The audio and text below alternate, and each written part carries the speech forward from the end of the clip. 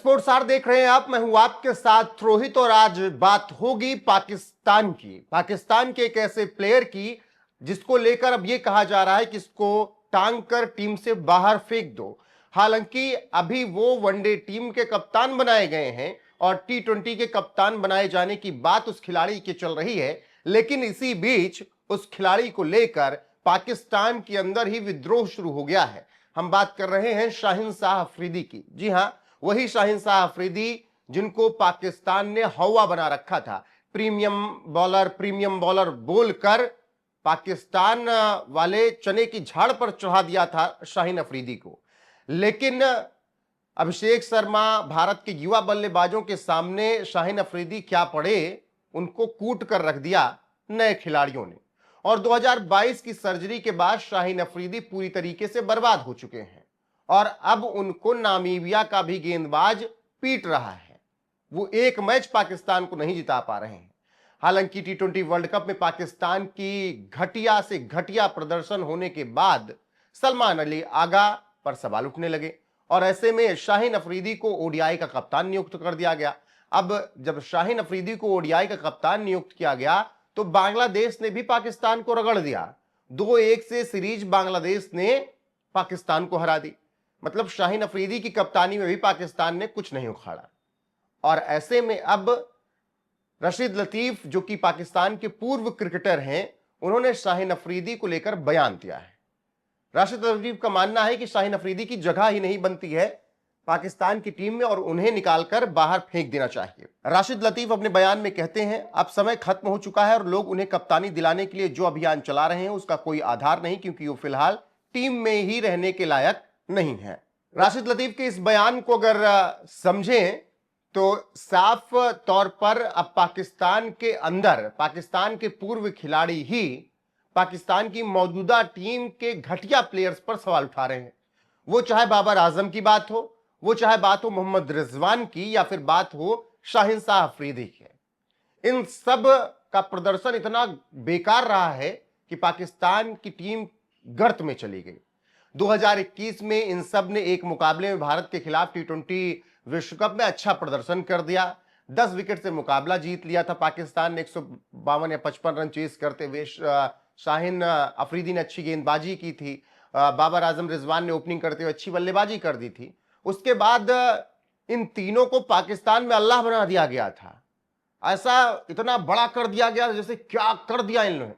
हालांकि भारत को मुकाबला हराया था तो उनके लिए बड़ी बात थी। भिखारियों के लिए पहली बार क्रिकेट के इतिहास में ऐसा हुआ था कि वो भारत को विश्व कप के अंदर कोई मुकाबला हराते हैं तो उनके लिए बड़ी बात थी। लेकिन पाकिस्तान के क्रिकेटर से इनको अल्लाह तक का दर्जा दे डाला। टीवी डिबेट्स में यहां तक कह दिया गया कि ये इस्लाम की जीत है। अगर आज पाकिस्तान ना जीतता तो इस्लाम की हार हो जाती, ये सब कहा गया था, बहुत याद होगा 2021 में। लेकिन उसके बाद जब भारत के सामने ये पाकिस्तानी, ये आतंकिस्तानी, ये आतंकी पड़े तो इनको लपेटा हर बार भारत के किसी न किसी एक प्लेयर ने। कभी तिलक वर्मा ने एशिया कप में इनको औकात दिखाई, तो कभी ईशान किशन ने, तो कभी अभिषेक शर्मा ने। यानी अगर एक प्लेयर नहीं चलता था तो दूसरा प्लेयर इन पाकिस्तानियों को कूट देता था। और शाहीन अफरीदी को लेकर तो अभिषेक शर्मा ने यहां तक कह दिया था कि दुनिया का कोई प्रीमियम बॉलर आ जाए उसको ऐसे ही मारूं। और वो वाला तो याद होगा ना, अरे चल गेंदबाजी कर। अभिषेक शर्मा ने जब छक्का मारा था, ज्यादा आंख मत दिखा। तो पूरी तरीके से अब दिन लग चुके हैं शाहीन अफरीदी के। शाहीन अफरीदी को टांग कर पाकिस्तान की टीम से बाहर करने की बात पाकिस्तान के ही पूर्व क्रिकेटर करने लगे हैं। अब अगर बात करें शाहीन अफरीदी के करियर में इस खराब प्रदर्शन की, तो पिछला कुछ समय उनके लिए किसी बुरे सपने से कम नहीं रहा। टी20 वर्ल्ड कप 2026 के दौरान भारत के खिलाफ मैच में 2 ओवर वो करते हैं और 20 रन से ज्यादा लुटा देते हैं। नामीबिया के खिलाफ ग्रुप स्टेज मैच से उन्हें ड्रॉप कर दिया जाता है। इसके बाद उनकी कप्तानी में पाकिस्तान को बांग्लादेश के खिलाफ वनडे सीरीज में भी करारी हार का सामना करना पड़ता है। बांग्लादेश के खिलाफ अगर बात करें तो इस सीरीज के 3 मैचों में शाहीन ने केवल और केवल 4 विकेट लिए, लेकिन वो अपनी पुरानी धार पूरी तरीके से खो चुके हैं, जिसके लिए उन्हें थोड़े 2-4-10 दिन के लिए जाना गया। विशेष रूप से पावर प्ले में विकेट निकालने में उनको सफलता पहले मिलती थी कभी कभार, लेकिन अब वही सबसे बड़ा सिरदर्द बन चुकी है। ढाका में उन्होंने बल्लेबाजी करते हुए ठीक ठाक पारी खेल दी थी बल्ले से, लेकिन उनका जो मुख्य काम है वो वही भूल गए हैं।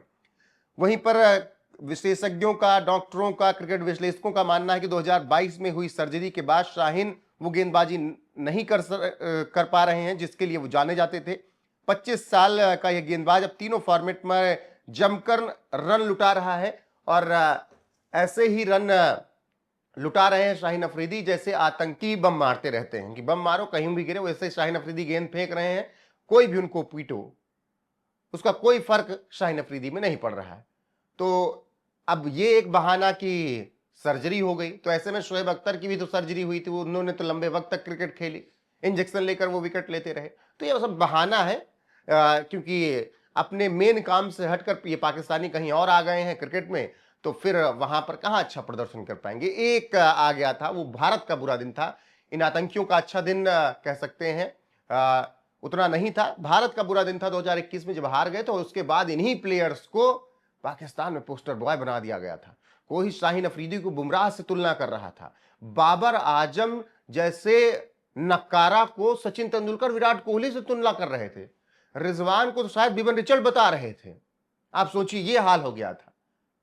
बाकी राशिद लतीफ जो कुछ भी कह रहे हैं कि इसको टांग कर बाहर फेंको, इसको टी20 कप्तानी दिलाने की बात मत करो, इसकी जगह नहीं है टीम में, इसको देखते ही इसको पकड़ो 4 लोग और टांग के बाहर फेंक दो। उस पर आपकी राय क्या है, कमेंट सेक्शन में जरूर बताइए। बने रहिए हमारे साथ लगातार। नमस्कार।